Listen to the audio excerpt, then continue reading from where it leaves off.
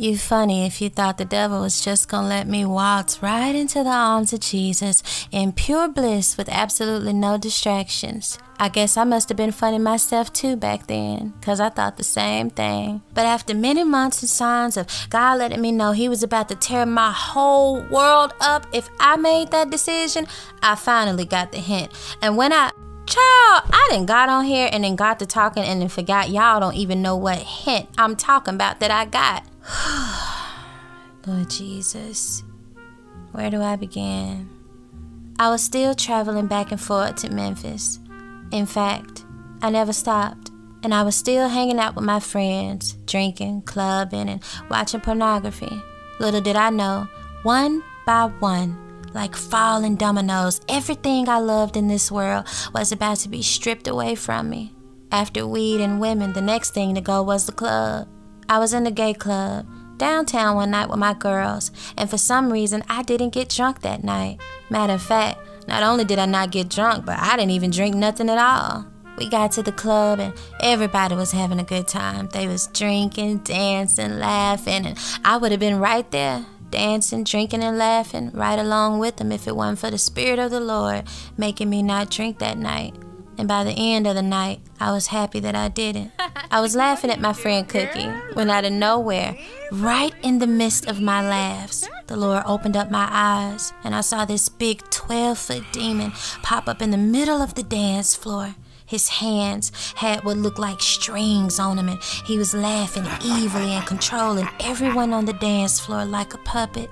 He was making them do whatever he wanted them to do, and as he pulled on these strings, he turned and looked at me and smiled. Except I had been reading my Bible again, and now I was going to church, and I knew a little bit more about praying and speaking in tongues. And right there in the club, I started praying right underneath my breath. In the midst of my prayers, this man who looked like Jazz off of Fresh Prince of Bel-Air came over to me and said, "You know, I got some coke in the back if y'all want to have a little bit more fun." I angrily shook my head and gave him a look that said, "Negro, if you don't get away from me, I'ma punch you right in the nose for asking me some mess like that."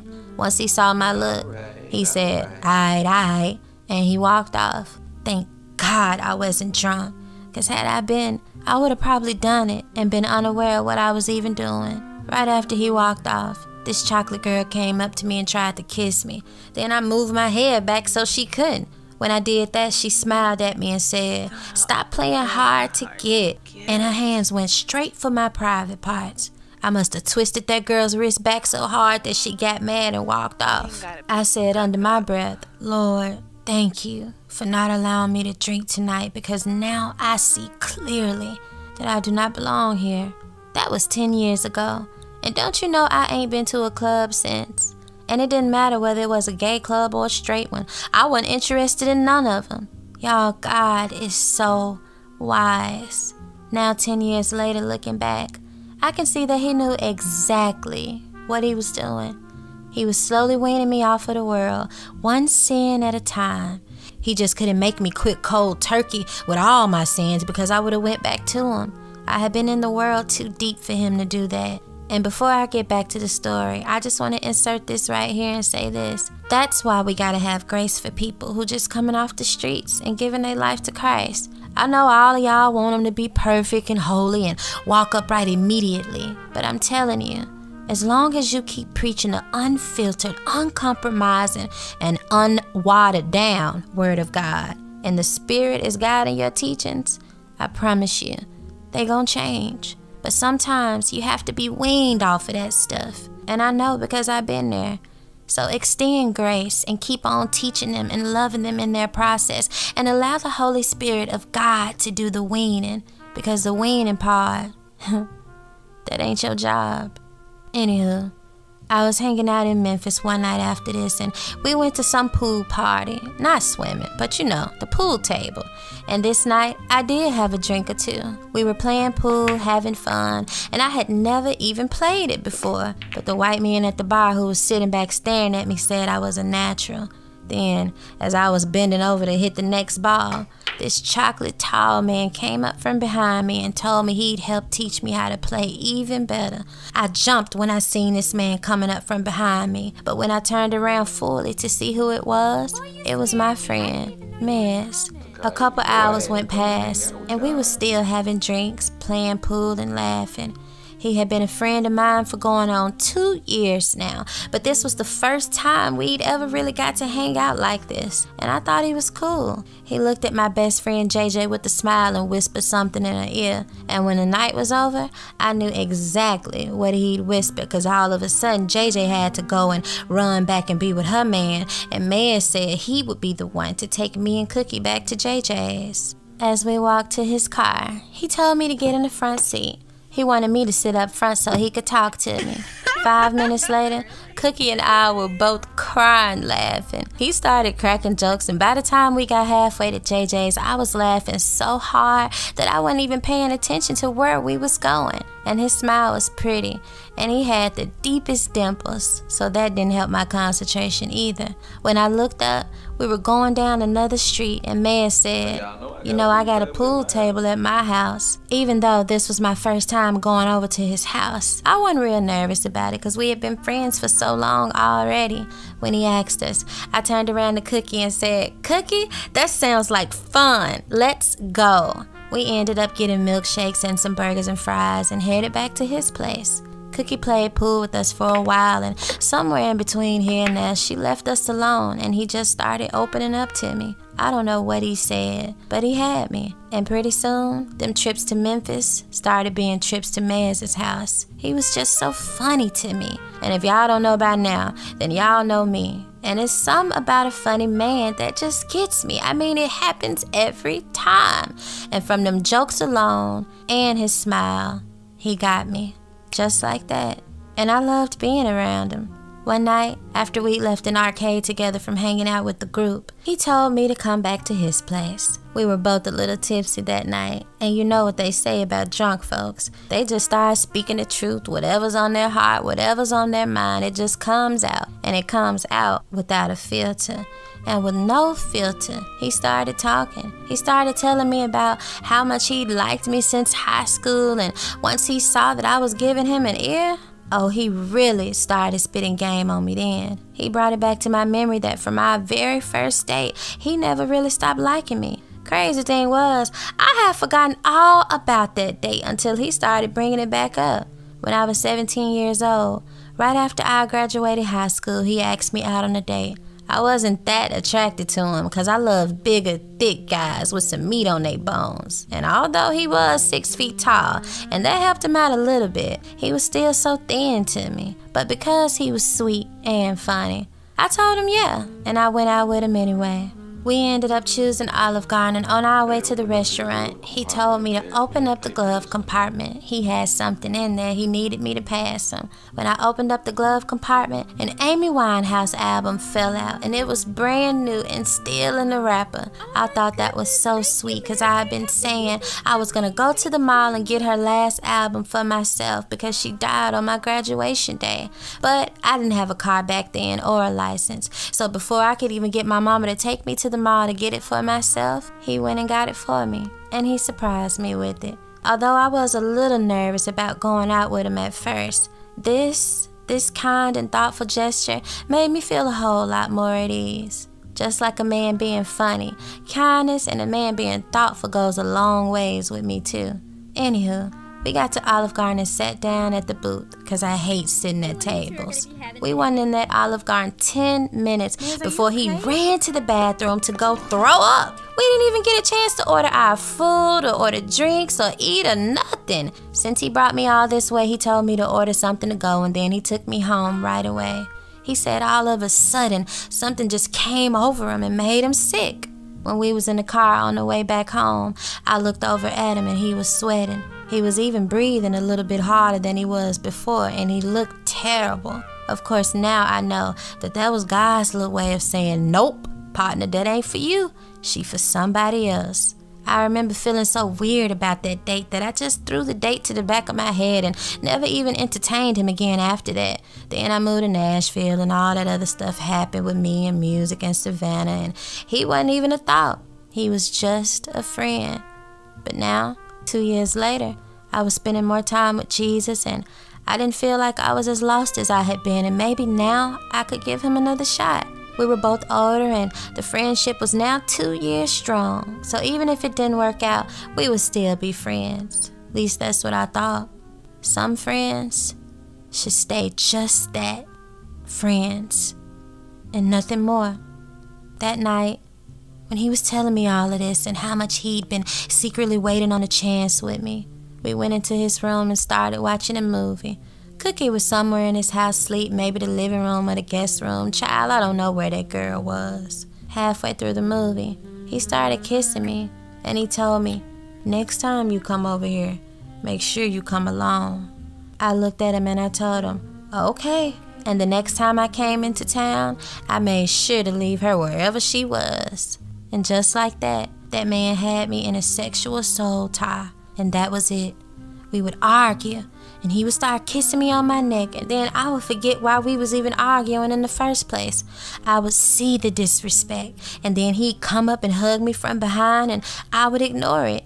He embarrassed me and belittled me, and one day he did it right in front of his cousins, and I went into the bathroom and I cried. I wiped my face and put on some sexy for him and cooked him dinner, and I said, "Well, after good food and good sex, he'll be okay. He's just acting that way because I haven't gave him any." But regardless of what I did, how much I cooked for him, how much I greeted that man at the door every day when he got off work with a kiss and a hug, no matter how much I pleased him, it seemed like the more I submitted to him and the more I did, the worse he got. And y'all gotta know, I'm a perfectionist by nature. So I said, "Okay, Takyah, you just gotta do more for him, that's all. You just gotta step it up a notch." And with all my stepping up, the relationship just kept getting darker and darker, and I had no peace in it. One day, when we was getting ready to go out, he brought me to the barbershop with him. He was smiling so hard. He was happy I was coming with him. He said he wanted to show me to a few of his friends at the barbershop. I put on my makeup and my cute leggings that accented my hips and a cute top with my knee-high boots because it was the winter.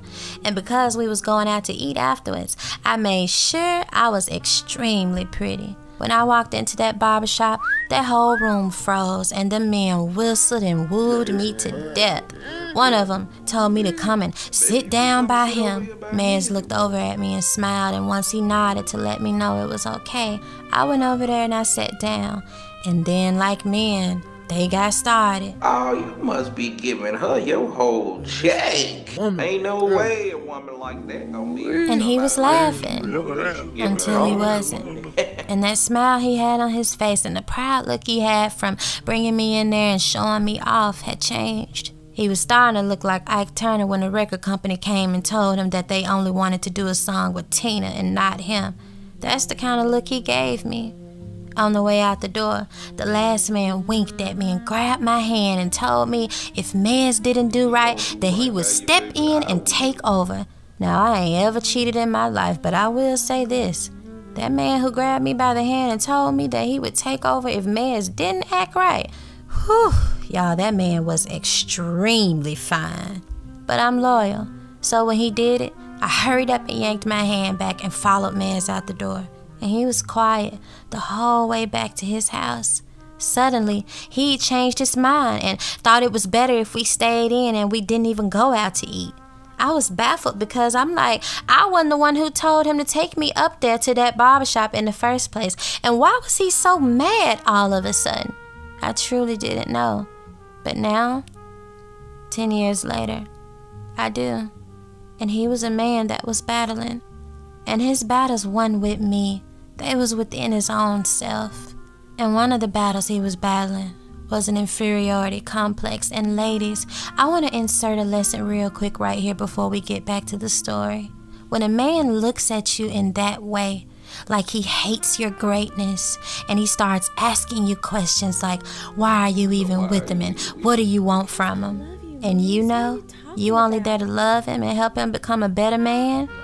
Run, because that man is gonna give you every reason not to choose him, and he'll tear you down from the inside out and the outside in, because in his mind, he doesn't deserve you, and you shouldn't even be there with him in the first place. It's like trying to hug somebody with open arms, and then when you go in to hug them, they got spikes glued to the outside of their jacket. And guess who's gonna get hurt in that process? You, not them. And it's not our job to convince these men that we're good women. Sometimes you just gotta leave and let them find that out on their own. Because you can't kill your own self, nor is it wise to try to drain your own life to keep this man's life alive. And that's how it was for me when I was with him. He verbally abused me, belittled me, and he tried to make me feel small, because that's the way he felt about himself. And every day, like I told y'all before, things got worse and things got darker. They got so bad that one day he balled up his fist and was about to hit me in my face. And he didn't even look like himself when he was about to do it. Looked like something had took over him. I packed my bags and left immediately. And although he didn't hit me, on my way out of his house, he slammed the front door on my leg, and I was cussing and angry, and he was sitting up laughing about it. He thought it was funny.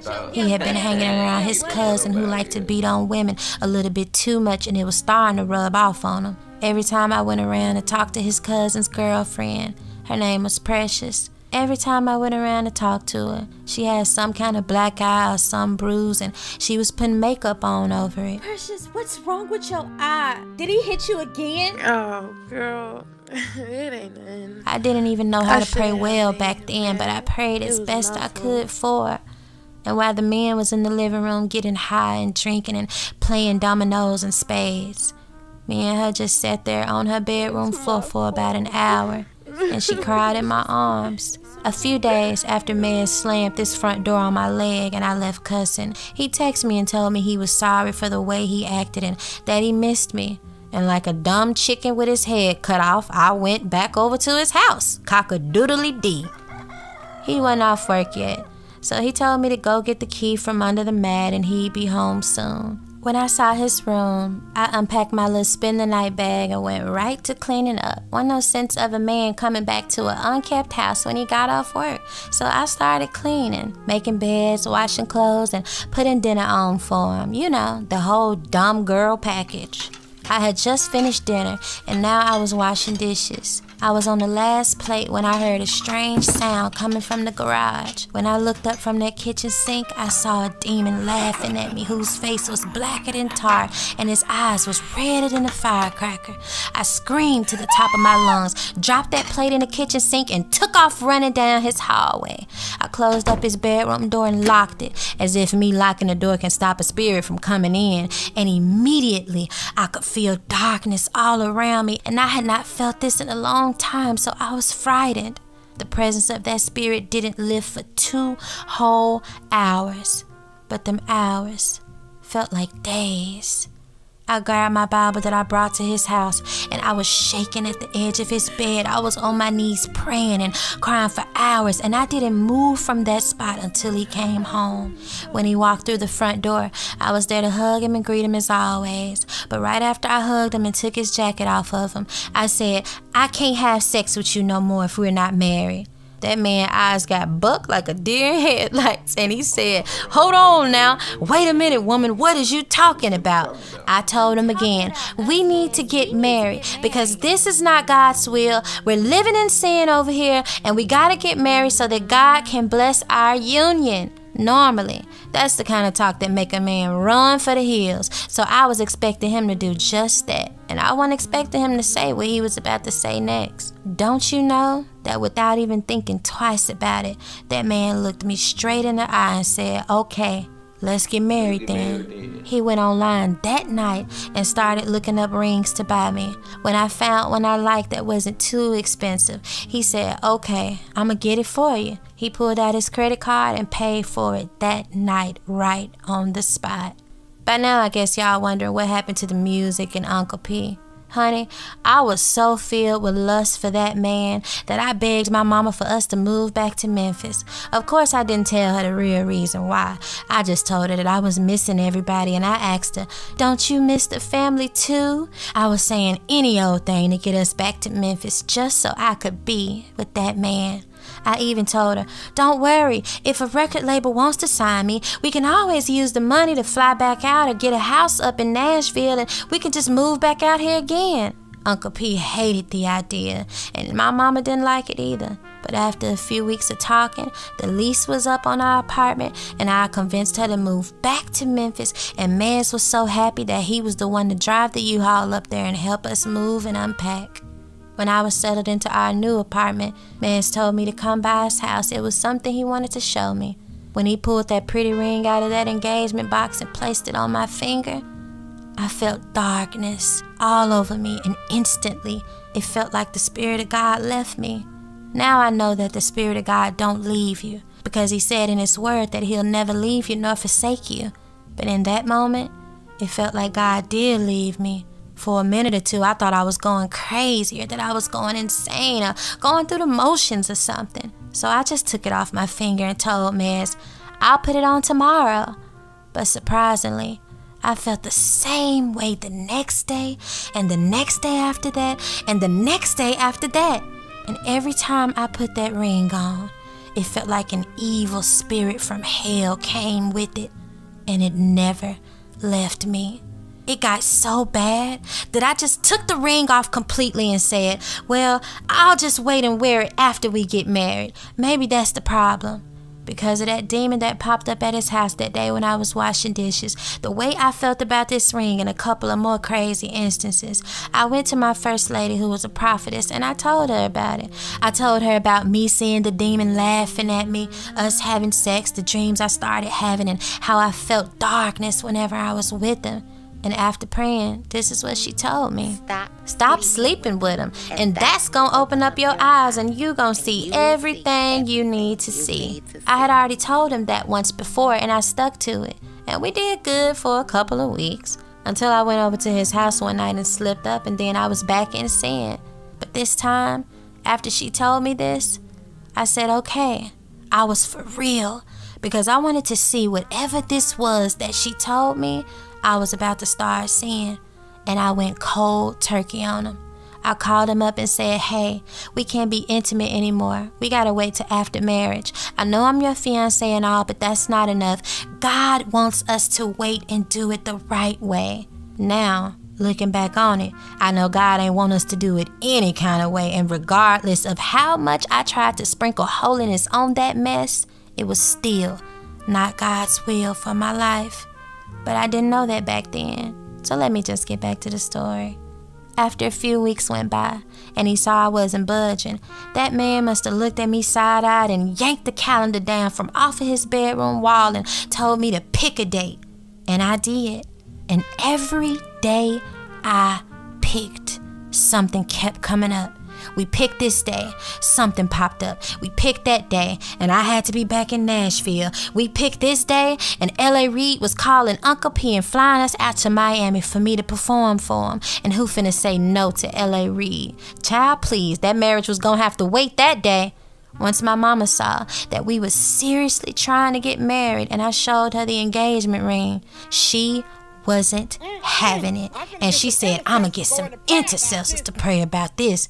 And to my surprise, even my best friend JJ, who had helped put us together, agreed with my mama, and even she said no. Takyah, it's cool to date him, but marrying him, that's taking this thing a little too far. And I couldn't believe her. We were both engaged and we're about to marry our boyfriend, so what was she talking about? My mama walked off, speaking in tongues under her breath. I don't know what my mama prayed, but baby, whatever it was, God answered her, and he answered her swiftly. A few days later, Maz had talked with his mama, and she'd set us up a meeting with the pastor at her church. The pastor said he would give us a 2-hour marriage counsel session so that the marriage license for us would be cheaper. I went to Maz's mama church that Sunday, and when church was over, we went into the pastor's office. So before the first of you tied a knot and walked down the aisle, There's a few things you need to know. Firstly, to this day, I can't tell you one thing that Pastor said, because right when he started talking, a black cloud of darkness came in his office and sat on top of my head. I mean, it was like a scene off of a movie. It was so crazy. He and Mez were moving their mouths and talking, and I didn't hear one word. It was so dark and so heavy that I couldn't even stay in the room to finish the marriage meeting. I got up out of that chair and left out of that office and went to go sit outside. God, what is this? We're doing everything right biblically. So why is there still darkness all around me? We didn't stop sleeping together. We're engaged. We're even getting married in a few weeks. So what is wrong now, Jesus? Of course, I know now that God was saying, this is not my will for your life, Takyah. But back then, I was a babe in Christ. I had only been saved for like 6 or 7 months or so. So I truly did not know. And on top of that, I was loyal. Loyalty runs through my blood heavily. So it was going to take God a little bit more than a dark cloud and a bad feeling to get my attention. The door opened up and Mez was now coming out of the pastor's office. Even though I didn't finish, the pastor agreed to sign off on our marriage anyway just because he liked me and Mez. Surprisingly, the day we picked to get married fell on April Fool's Day. Even that within itself was foolish. I know God was standing over me like, and you gonna be a fool if you marry him. A few days later, we went out to eat and he brought me back to his place afterwards. He wanted me to spend the night with him because he missed me, and I missed him too. I cut out all that spending the night stuff off around the same time I started that no sex rule. I was skeptical of him at first, but once he promised me that he wouldn't try anything, I said yes to him and agreed to spend the night. We was laying up in the bed watching Martin, and he started playing with my hair like he always did, and I blushed whenever he did it. When he got done swiping his fingers through my hair, I looked up and saw a demon staring back at me, smiling, and Mez's face was no longer there. I jumped up to the other side of the bed in fear, and once he saw how I reacted, he asked me, "What's wrong with you?" Once I told him, "I saw a demon in you. Your whole face was gone, and it looked like I was staring back at a devil." You know how he responded? He smiled at me and laughed. And then he pulled me in closer to him. And when he did that, I said to myself, is something not right about this? And why did he laugh like that and pull me in closer to him after laughing? I don't know what was going on, but all I knew was that it was something that wasn't right about it. After that night, I didn't even bring up the marriage thing anymore because I was starting to get scared. Even though I wasn't bringing up marriage, I still stuck to my no sex rule. So he started bringing it up. "Baby, can we just get married?" Once I kept putting off our wedding day, that man was gonna prove to me that he was changed and he was gonna show me. He even bought him a Bible from the Christian bookstore and came to church with me for Bible study one night. And he wasn't even a church-going type. I was happy for a minute, cause to me, it looked like he was starting to change. But even with his changes, there was still no peace. There was no glory on it, and the presence of God was still absent. Some days it was like I could feel the Lord standing over me himself in anger. It felt like anger and disapproval from God was hovering over me like a cloud. But even with all of that, that soul tie was so strong that even feeling like God was standing over me still wasn't enough to keep me from him. I guess God must have looked at me like a parent would do a disobedient child and said, "Oh, okay, you still being disobedient? Okay then, I got something for your little tail. Just you wait right here." And back to back, the red flags and signs came raining down on me like the plagues of Egypt. Since the Lord started turning up the heat on my uncomfortability, I wasn't really responding to his calls or text messages like I was at first, and I'm sure that by now, even he could feel me starting to slip out of his hands. It had been a few days of him trying to reach me, and when I finally answered the phone, he said that he had a surprise for me. Well, Everyone know I love surprises, so I was all up for it. Okay. I said, okay, I'm at my Aunt Reese's house, so you can stop by here.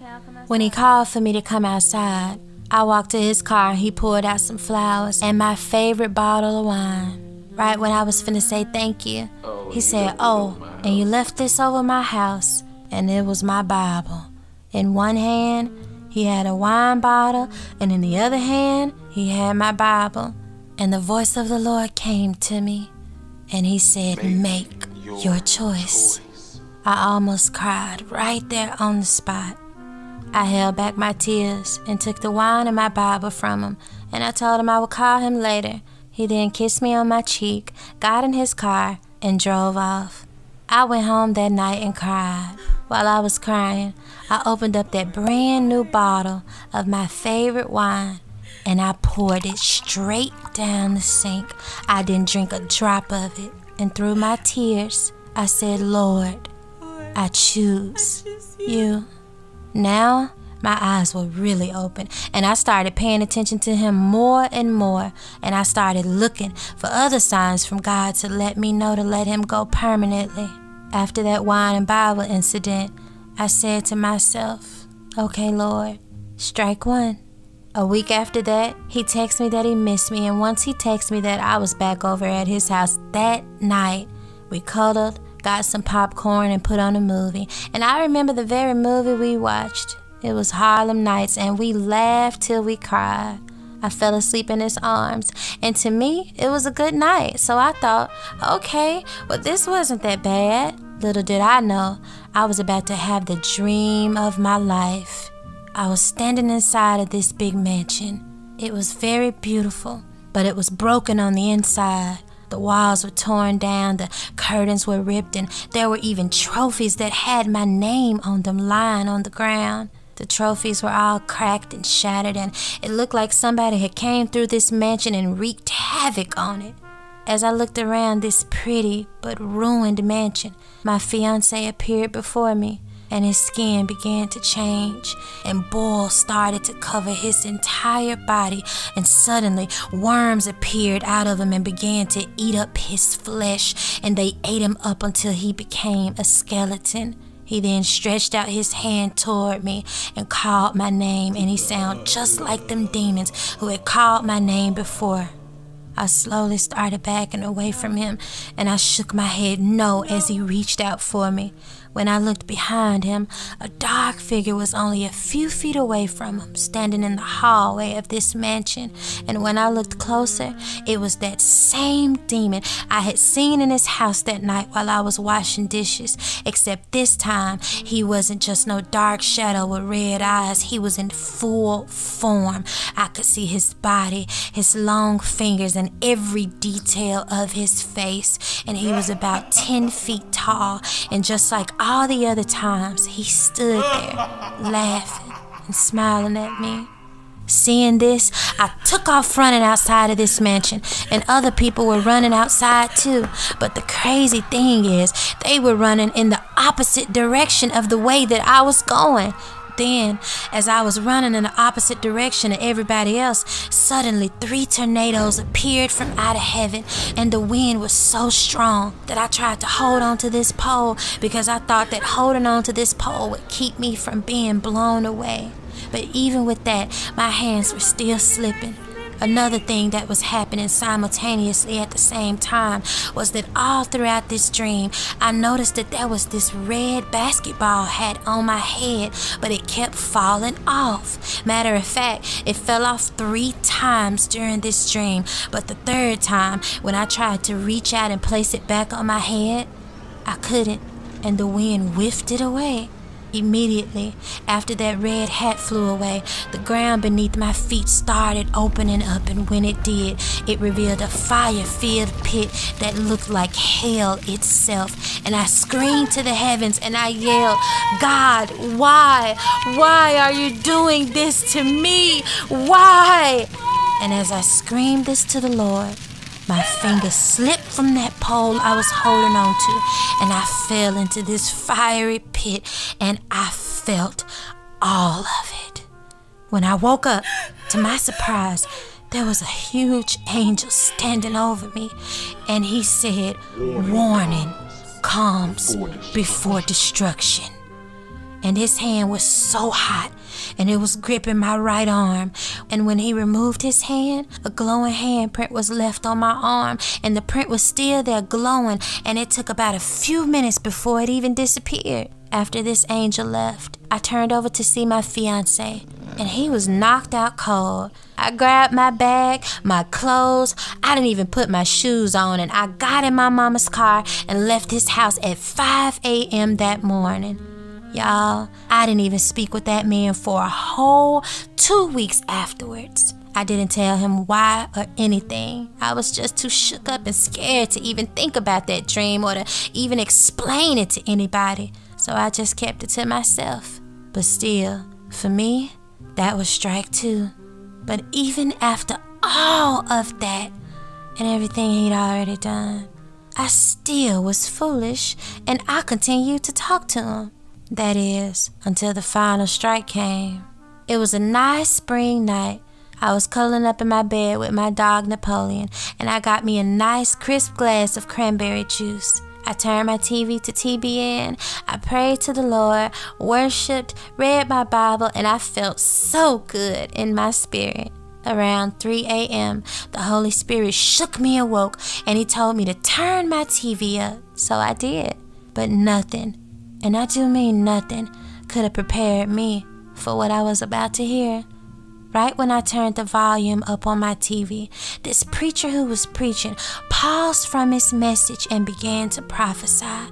He said, "I don't know who you are, but you are a young lady, and you're in a relationship with a boy. That's right, he's not even a man, and he was sent by Satan to destroy you, destroy your ministry, and destroy your very destiny. And the Lord said, if you continue to get married to this man and stay in that mess, in 6 months, you won't even be able to recognize yourself. And not only will you not be able to recognize yourself, but in a year's time, you will be divorced." He continued, "As a matter of fact, you at home watching me on TV right now. And I don't know you, but the Lord said, obey him and watch what he'll do in your life."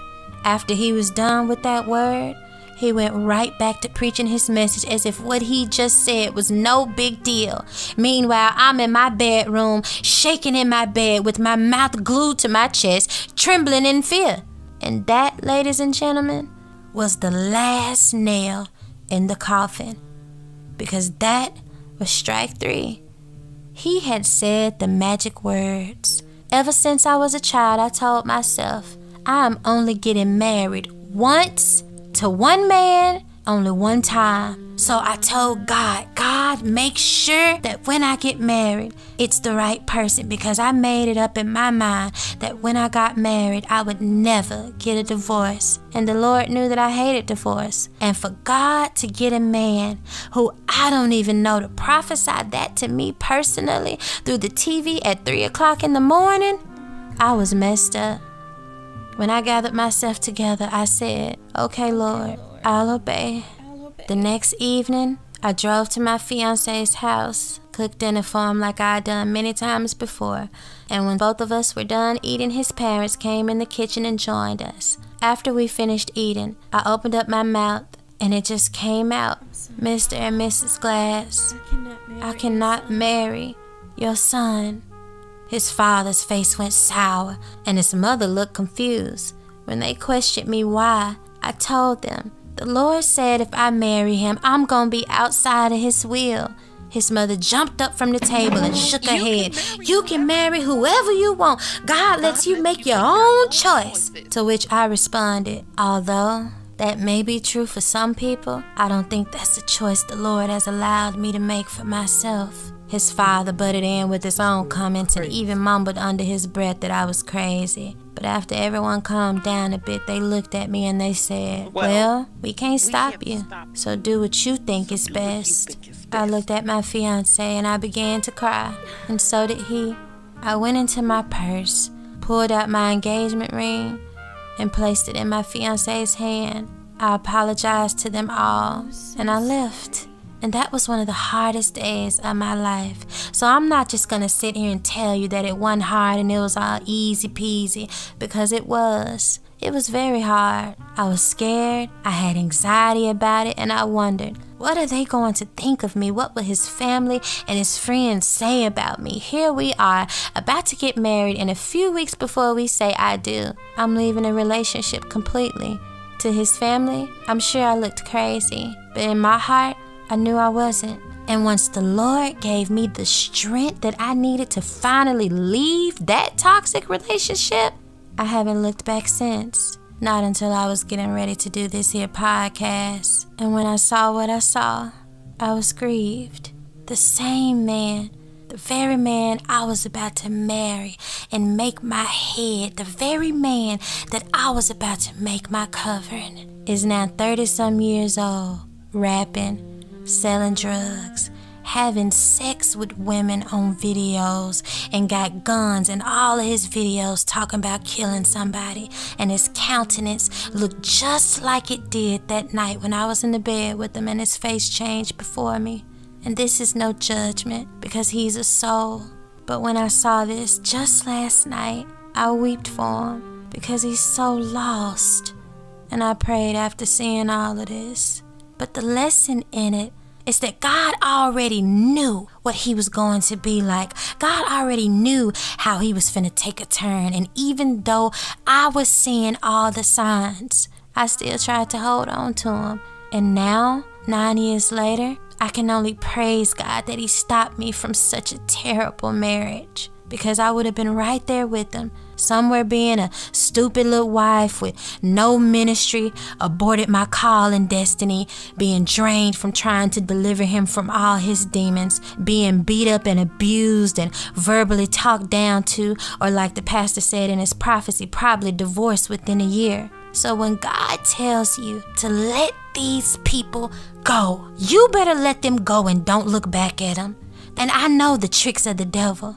He tries to parade them in front of your face and make you think that you missing out on something. But my sister and my brother, you ain't missing out on nothing. And when you get a chance to look back, just like I did last night, you'll be happy that you did not continue on with them. And you'll see exactly why God told you no. When I made that decision to walk away from him, the peace of God that followed my obedience, oh my goodness, it was incomparable to anything I'd ever felt before. I was feeling the presence of the Lord stronger than ever, and his joy completely overtook me. I was happy, smiling again, glowing, and it felt as if a weight had literally been taken off of my shoulders. I was free. I was free to pursue the Lord like crazy without any distractions. I was in church, I was serving my leaders, I was singing worship now, and I was free from bondage and sin. I was in my room one day praying, and the presence of the Lord came in so strong to where it felt like clouds of glory in my room. It felt like he was smiling and rejoicing over me. When I felt this, I wept before him loudly, and I lifted my hands and made a vow to God. I dedicated my body to him, and I promised that I would not touch alcohol for an entire year, nor would I sleep with another man until I was married. Once I got up from my prayer, my eyes went straight to the calendar, and what do you know? It was May 31st, 2014. Exactly a year from the day when Jesus came and saved me and gave me another chance at life. Once I saw this, I was crying even more. I went from being bound to sin and feeling trapped to being filled with light, the love of the Lord, and pure happiness. And for all that Jesus had done for me, I owed him my life. Shortly after my vow, he told me, "You are not to call yourself Takyah White anymore. Call yourself Takyah Love, for you are no longer your earthly father's child, but you are mine." I told my brother what the Lord had told me, and he was crying and shouting and jumping, and he was so excited for me that he said, "Wait, I want to be adopted too." And I laughed at him. And from that day on, we both started going by the last name Love. And that was just it. I was happy. I was free. I wasn't bound to sex no more. I was off of weed and alcohol. And I was being loved by the Father, and nothing could steal my joy. This went on for 2 years, and by now I was in church heavy and serving at every event and function that came up. Whenever my First Lady needed me, I was there. One Sunday morning, the Lord told me and my spiritual mother, who is also a member there at the church, "You're going to sing the song No Looking Back by Demita Haddon." We got up, and to my surprise, our First Lady, who got up and prayed a prayer that felt like it was about to bring the heavens down. In the middle of her prayer, she yelled out, "No looking back." She didn't even know the song the Lord had given me to sing, because he didn't even give it to me until late that night. So how did she know to say this, I wondered. I got up there and sang that song with all my heart, and me and the church was happy and in high spirits. You can imagine the confusion on my face when they said the Lord told them to take a break and that the ministry would be closing down permanently for a while. They told us that they would let us know when they would be reopening their doors again. Child, that church got so quiet you could hear a pin drop. Me and my spiritual mama was especially looking crazy because we both had just made generous donations to the ministry right before they decided this. When they got done talking, the voice of the Lord came to me right in that church, and he said, "Do not look back to this church again, for your time here is up." I thought to myself, "Lord, I sure wish you would have told me this a month ago before I gave this ministry $1,000, because I could have kept that in the bank had I known this was going to happen." But I didn't make no big fuss over it. I was just talking. So I shook my head and said, "Okay, God, since this is you, I'll follow you." A few months went by, and I ended up going to Africa over the summer with my mama, and I met 2 of my best friends from over there, and we're still friends to this day, Stevie and Albert. I also met a man named Joseph, who was practically a king in Africa, and that man was so smitten with me that after 2.5 months of talking to me, he told me to drop everything and come over there and be with him, and he would take care of me, and everything I needed would be on him. And he almost convinced me, until I had a dream about being married to him and me being in a big old mansion crying and all alone and not understanding the language.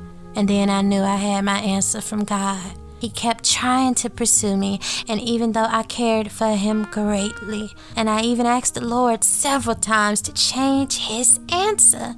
However, once I saw God wasn't budging, I just stopped answering his phone calls, and eventually he stopped trying to reach out to me. I was laying in bed one evening, and I had just finished watching a movie with my niece when all of a sudden my mama came bursting through my bedroom door all loud like. She said, "Get up, we're going to go to church. Your Aunt Tweety," another one of her 5 sisters, said she just went to a church that was on fire and off the chain. I unwrapped my hair, put on my makeup and this gray shirt that accented my shape, followed by these cute fitted jeans.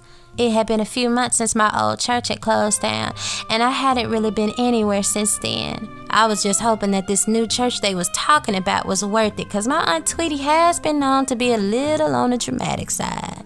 When we got there, I was escorted by a brown-skinned nice woman who was at the door, and I sat down in these chairs and started looking around the building. For some reason, it felt like I had been here before, but I just couldn't put my finger on it. I had just started to open up my Bible when I heard a man's voice on the microphone.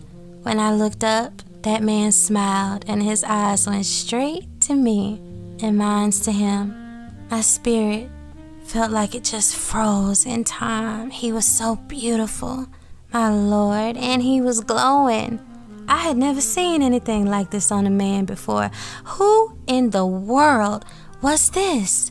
When I turned to ask my Aunt Tweety, "Who is this man?" she whispered back to me, "That's the one I was telling y'all about. He's on fire for the Lord." And then she said, "His name is Pastor 𝐓𝐶 𝐞 𝐆𝐥𝐲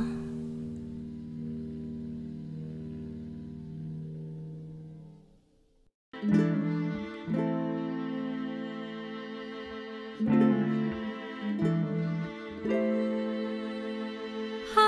off the weed and alcohol for you,